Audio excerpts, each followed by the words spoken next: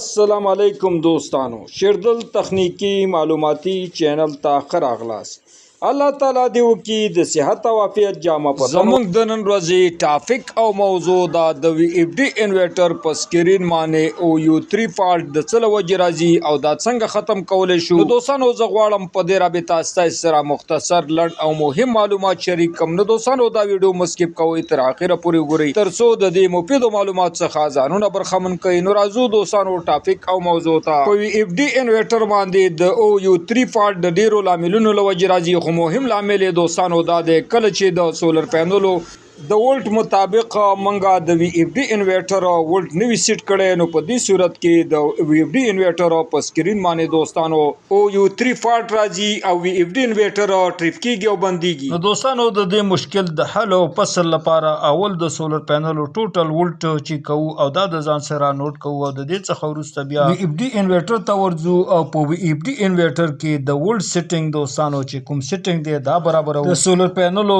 د ولټ مطابق د دې سیټینګ د برابرېدو لپاره او د او یو 3 فالټ د ختمېدو لپاره ورځو د وی اف ډی انورټر سکرین ته اول د پروګرامینګ بٹن انټر کوو. د پروګرامینګ د بٹن انټر کولو څخه وروسته په سکرین باندې شو کیږي P0. نو دوستانو بیا د سټپ اپ او سټپ ډاون بٹن په واسطه باندې زو پی ای پروګرام ته او پی ای پروګرام انتخابو. دلته دوستانو د ډاټا بٹن پریس کوو. د ډاټا بٹن د پریس کولو څخه وروسته بیا دوستانو تاسو وینئ په سکرین باندې چې پی ای 00 راځي. نو دوباره دوستانو بیا د ډاټا بٹن انټر کوو. نو په دې صورت کې دا زموږ څخه کوډ غواړي.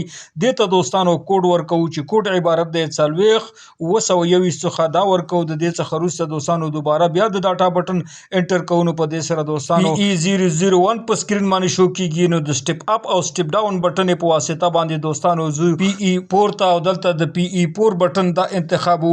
دوباره دوستانو د ډاټا بٹن انټر کوو. دلته دوستانو تاسو وینئ چې دلته ولټ چې دا 290 دی او زموږ د سولر پینلو ولټ دی 390. نو د 290 په ځای باندې دوستانو دلته 390 دا لیکو او انتخابو او د دې نه وروسته دوستانو بیا د ډاټا بٹن انټر کوو. نو د دې نه وروسته دوستانو زموږ په وی اف ډی انورټر باندې او یو 3 فالټ نه راځي او موږ به د خپل انورټر څخه په نورمال ډول باندې استفاده کوو. نو دوستانو دا زموږ د نن ورځې ټاپک او موضوع.